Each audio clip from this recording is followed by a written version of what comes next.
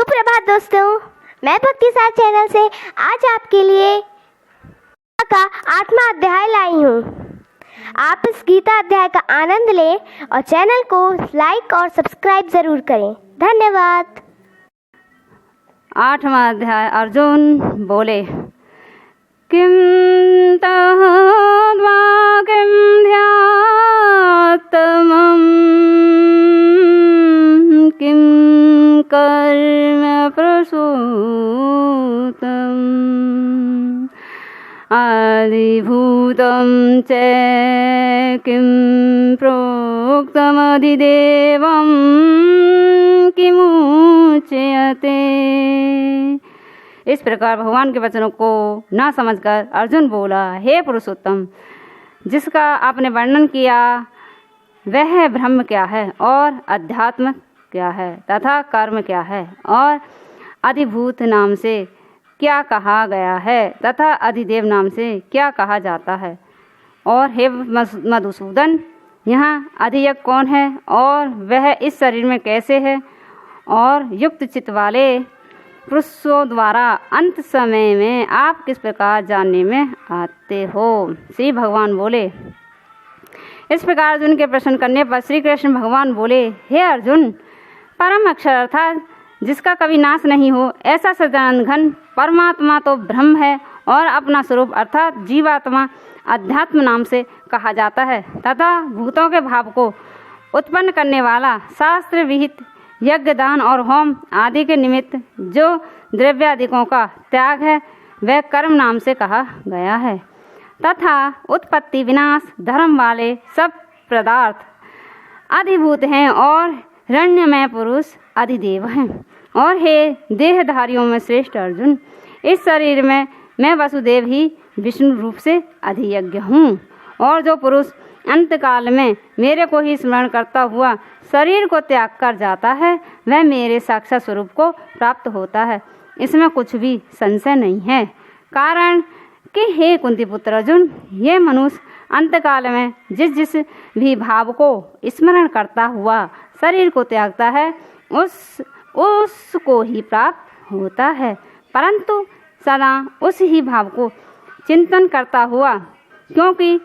सदा जिस भाव का चिंतन करता है अंतकाल में भी प्राय उसी का स्मरण होता है। इसलिए हे अर्जुन, तुम सब समय में निरंतर मेरा स्मरण कर और युद्ध भी कर। इस प्रकार मेरे में अर्पण किए हुए मन बुद्धि से युक्त हुआ निसंदेह मेरे को ही प्राप्त होगा। और हे पार्थ, यह नियम है कि परमेश्वर के ध्यान के अभ्यास रूप योग से युक्त अन्य तरफ न जाने वाले चित्त से निरंतर चिंतन करता हुआ पुरुष परम प्रकाश स्वरूप दीप पुरुष को अर्थात परमेश्वर को ही प्राप्त होता है, जिससे जो पुरुष सर्वज्ञ अनादि सबके नियता सूक्ष्म से भी अति सूक्ष्म सबके धारण पोषण करने वाले अचिंत्य स्वरूप सूर्य के सदृश नित्य चेतन प्रकाश रूप अविद्या से अति परे शुद्ध सच्चिदानंद घन परमात्मा को स्मरण करता है, वह भक्ति युक्त पुरुष अंतकाल में भी योग बल से भ्रकुटी के मध्य में प्राण को अच्छी प्रकार स्थापन करके फिर निश्चल मन से स्मरण करता हुआ उस दिव्य स्वरूप परम पुरुष परमात्मा को ही प्राप्त होता है। और हे अर्जुन, वेद के जानने वाले विद्वान जिस सच्चिदानंद घन स्वरूप परम पद को ओमकार नाम से कहते हैं और आसक्ति रहित यत्नशील महात्मा जन जिसमें प्रवेश करते हैं तथा जिस परम पद को चाहने वाले ब्रह्मचर्य का आचरण करते हैं उस परम पद को तेरे लिए संक्षेप से कहूँगा। हे अर्जुन, सब इंद्रियों के द्वारों को रोककर अर्थात इंद्रियों को विषयों से हटाकर मन को हृदय में स्थित करके और अपने प्राणों को मस्तक में स्थापन करके योग धारण में स्थित हुआ जो पुरुष ओम ऐसे इस एक अक्षर रूप ब्रह्म को उच्चारण करता हुआ और उसके अर्थ स्वरूप मेरे को चिंतन करता हुआ शरीर को त्याग कर जाता है, वह पुरुष परम गति को प्राप्त होता है। और हे अर्जुन, जो पुरुष मेरे में अनन्य चित्त से स्थित हुआ सदा ही निरंतर मेरे को स्मरण करता है, उस निरंतर मेरे में युक्त हुए योगी के लिए मैं सुलभ हूँ, अर्थात सहज ही प्राप्त हो जाता हूँ। और वे परम सिद्धि को प्राप्त हुए महात्मा जन मेरे को प्राप्त होकर दुख के स्थान रूप क्षण भ्रगुण पुनर्जन्म को नहीं प्राप्त होते हैं, क्योंकि हे अर्जुन, ब्रह्मलोक से लेकर सब लोग पुनरावृत्ति स्वभाव वाले, अर्थात जिसको प्राप्त होकर पीछा संसार में आना पड़े, ऐसे हैं। परंतु ये कुंती पुत्र, मेरे को प्राप्त होकर उनका पुनर्जन्म नहीं होता है, क्योंकि मैं कालातीत हूँ और यह सब ब्रह्मादिकों के लोग काल करके अवधि वाले होने से अनित्य हैं। हे अर्जुन, ब्रह्म का जो एक दिन है उसको 1000 चौकड़ी युग तक अवधि वाला, और रात्रि को भी 1000 चौकड़ी युग तक अवधि वाली जो पुरुष तत्व से जानते हैं, अर्थात काल करके अवधि वाला होने से ब्रह्मलोक को भी अनित्य जानते हैं, वे योगीजन काल के तत्व को जानने वाले हैं। इसलिए वे ये भी जानते हैं कि संपूर्ण दृश्य मात्र भूतगण ब्रह्मा के दिन के प्रवेश काल में अव्यक्त से, अर्थात ब्रह्मा के सूक्ष्म शरीर से उत्पन्न होते हैं, और ब्रह्मा की रात्रि के प्रवेश काल में उस अव्यक्त नामक ब्रह्मा के सूक्ष्म शरीर में ही लय होते हैं। और वह भी यह भूत समुदाय उत्पन्न होकर प्रकृति के वश में हुआ रात्रि के प्रवेश काल में लय होता है, और दिन के प्रवेश काल में फिर उत्पन्न होता है। हे अर्जुन, इस प्रकार ब्रह्मा के 100 वर्ष पूर्ण होने से अपने लोक सहित ब्रह्मा भी शांत हो जाता है, परंतु उस अव्यक्त से भी अति परे दूसरा, अर्थात विलक्षण जो सनातन अव्यक्त भाव है, वह सदानंद घन पूर्ण ब्रह्म परमात्मा सब भूतों के नष्ट होने पर भी नहीं नष्ट होता है।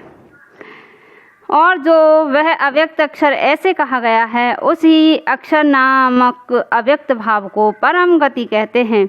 तथा जिस सनातन अव्यक्त भाव को प्राप्त होकर मनुष्य पीछे नहीं आते हैं, वह मेरा परम धाम है। और हे पार्थ, जिस परमात्मा के अंतर्गत सर्वभूत हैं और जिस सच्चिदानंद घन परमात्मा से ये सब जगत से परिपूर्ण है,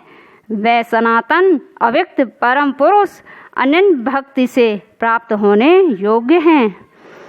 और हे अर्जुन, जिस काल में शरीर त्याग कर गए हुए योगीजन पीछा न आने वाली गति को और पीछे आने वाली गति को भी प्राप्त होते हैं, उस काल को अर्थात मार्ग को कहूँगा। उन 2 प्रकार के मार्गों से जिस मार्ग में ज्योतिर्मय अग्नि अभिमानी देवता है और दिन का अभिमानी देवता है तथा शुक्ल पक्ष का अभिमानी देवता है और उत्तरायण के 6 महीनों का अभिमानी देवता है, उस मार्ग में मरकर गए हुए ब्रह्मवेता अर्थात परमेश्वर की उपासना से परमेश्वर को परोक्ष भाव से जानने वाले योगीजन उपरोक्त देवताओं द्वारा क्रम से ले गए हुए ब्रह्म को प्राप्त होते हैं। तथा जिस मार्ग में धूमाभिमानी देवता है और रात्रि अभिमानी देवता है तथा कृष्ण पक्ष का अभिमानी देवता है और दक्षिणायन के 6 महीनों का अभिमानी देवता है, उस मार्ग में मरकर गया हुआ सकाम कर्म योगी उपरोक्त देवताओं द्वारा क्रम से ले गया हुआ चंद्रमा की ज्योति को प्राप्त होकर स्वर्ग में अपने शुभ कर्मों का फल भोग कर पीछे आता है।